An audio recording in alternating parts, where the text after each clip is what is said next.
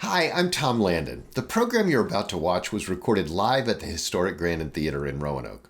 Since we started the Echo Channel, we've made every effort to record as many Hoot and Holler storytelling shows as we can.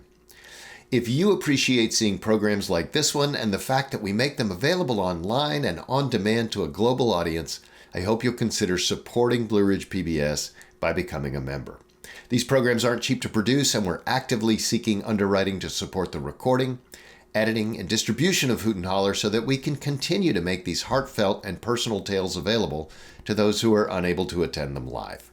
If you'd like to learn more about sponsorship, please drop me a line by email at tlandon@blueridgepbs.org. And enjoy the show. Blue Ridge PBS and Echo present Hoot and Holler, a live storytelling event recorded at the historic Grandin Theater in Roanoke, Virginia. Real nervous, and I wrote this first as a story, so I'm going to be reading and telling. Please bear with me. Also, I downloaded a teleprompter, so we'll see how that goes. Okay. When my kids were 12 and 15, we piled in the car and drove their dad, whom I'd been divorced for 11 years, to a recovery center deep in Galax. I was a hopped-up Mary Poppins as I tried to keep the mood light in the car. Look at those mountains, kids. Look at that view. But there was no ignoring Philip, who looked like a beaten sack of potatoes. His eyes were red-rimmed and glassy. His face was swollen. Despair and shame rolled off him like a cheap cologne. I knew I couldn't shield the kids from it with my exclamations of, "Remember that game we played when you were a kid and we counted cows? How many in that field?" I couldn't shield them, but if I wasn't going to try. I'll never know if it was the right decision to take our kids with us, but I didn't have the fight in me to say no when they proclaimed that they were coming. Philip chose to sit in the back with my daughter. His shame was too great to sit up front with me. I would steal glances at him in the rear view mirror and want to reach back and just pat his hand gently. I'd done it a few times in the past 3 days, but we weren't used to touching each other after so long apart, and it felt weird. After 30 minutes or so, thankfully, we got into the groove of the drive, and we started to tell funny stories about our family. Each silent pause gave us too much time to think about what we were doing and where we were going, so we tried to fill the space with a better history. "Are you all hungry?" I glanced in the rearview mirror, and the kids nodded their assent. Philip replies, "I could eat." "Okay, then, we'll let your dad pick where we go." I wanted the kids to see that I wasn't mad at their dad, so I let him choose. "How about Cracker Barrel?" Philip replied. "It's right on down the road." Cracker Barrel? Cracker Barrel? I offered to let him pick, assuming that he was going to choose one of the many fast food joints that were peppered down the interstate. But no, he chose Cracker Barrel. I'm not opposed to eating at Cracker Barrel, but money was tight for me then. Before every purchase, I had to check my bank balance just to make sure I was not going to overdraw my bank account. I was not expecting to pay for 4 people to eat at Cracker Barrel that week. But how could I say no during this desperate moment? I silently imagined giving Philip the finger, but outwardly, I said in my most chipper chirp, "That sounds like a great idea." Cracker Barrel. Like wind-up toys that have reached the end of their crank, the mood in the car was exhausted as my little broken family pulled into the parking lot. We hoped we were in the final moments of a silent battle raging in our family for years. Our bodies felt that rest was coming and the adrenaline was winding down. Years later, I am shocked by the depth of denial I had in regards to my ex's addiction. It gives me profound compassion for people who can't see what's happening right in front of their faces. I have been around addiction since I was a teen, yet somehow I could not wrap my head around what was going on with my kid's dad. Denial is not just a river in Egypt, it is a river that flows through my soul. We were like zombies in our approach to our table. Even the kids, seemed as dazed as Philip and I. We lurched over to our seats. The restaurant was buzzing, full of old people and families. Happy chatter bounced off the walls and into our weary ears. As I scanned the menu, I took a deep breath and decided, "Fuck it. Everyone can get whatever they want. These are the moments that credit cards are made for." Broke single moms taking the family out to breakfast during a crisis.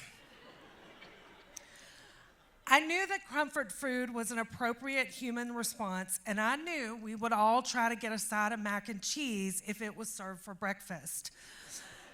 Our little band was tender with each other. Our small talk and joking, there was no sarcasm. Our skins were too paper thin for that day.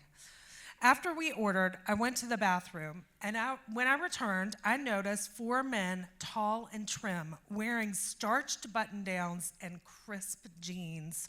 At least one of them carried a gun. And y'all know that's not unusual in Southwest Virginia, Cracker Barrel. But they were standing over this one table, constantly scanning the room, like hoot owls looking for prey. I sat down, totally annoyed with their ridiculous, zealous protection. Good Lord, did they think someone is gonna run away with their wives and daughters from Cracker Barrel? My inner eye roll was deep. As I settled into my seat, I noticed an old man sitting at the table that was surrounded by these matchstick men. The man's finely pruned face was so familiar to me. Holy Philip, that's Jimmy Carter. My kids looked back and forth between me and their dad, having really no clue who Jimmy Carter was. Philip's face broke into...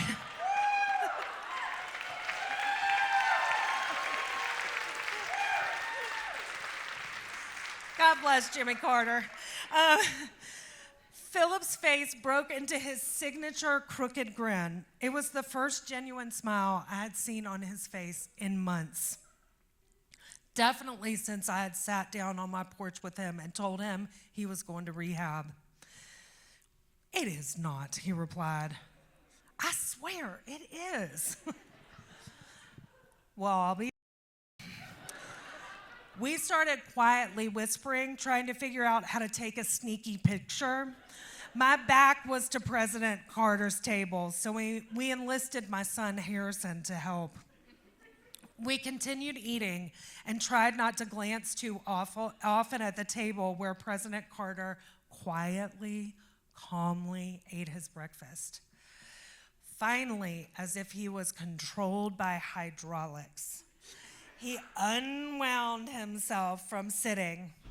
The ramrod men stood scanning the room around the former president. Then this gentle, white-haired old man began to make his way from table to table and shake hands.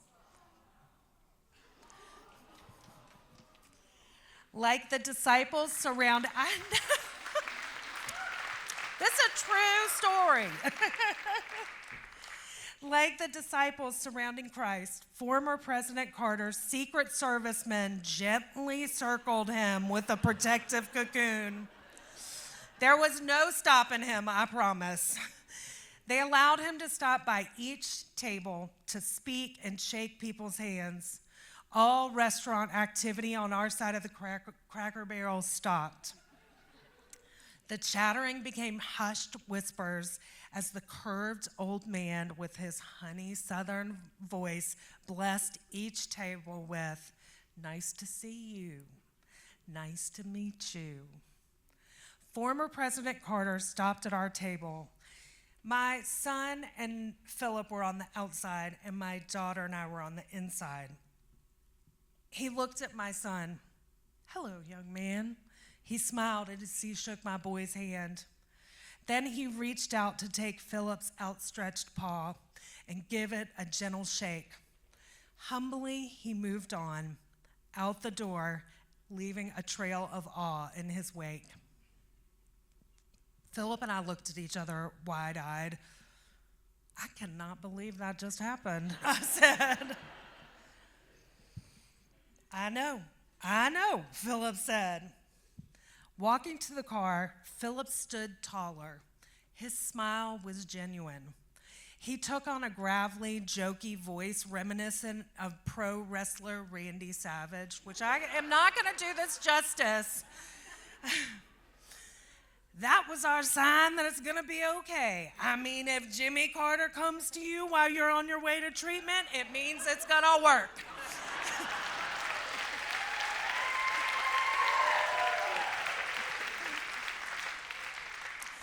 I laughed. "I guess so.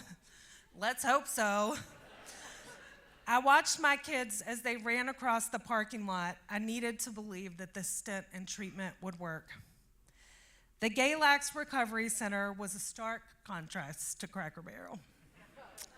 We stood awkwardly in the check-in area. I filled out the paperwork for Philip as he spoke to the woman behind the glass.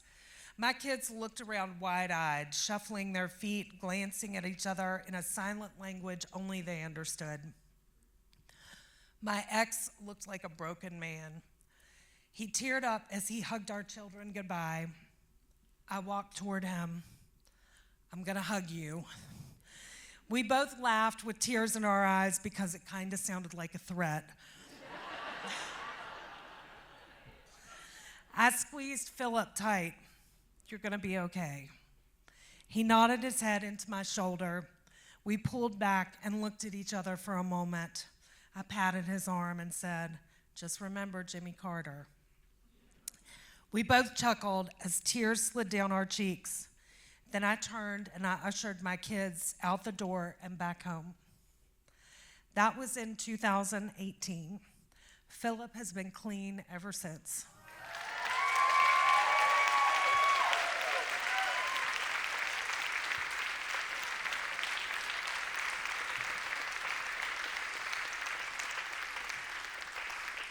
And he did give me permission to share this story, so I do want to say that. But then I just have to say, thank you, President Carter.